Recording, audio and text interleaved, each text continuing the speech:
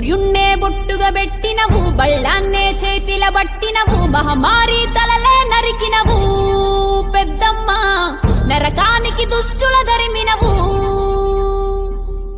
కైలాసం వద్దని ఇడిసినవు, కలియుగమే మాకై వచ్చినవు, మా పిల్లల సల్లగా చూసినవు మాయమ్మ, పులిపై సవ్వారే చేసినవు ఓయమ్మ, అందుకే నీకు బోనాలెత్తుతము.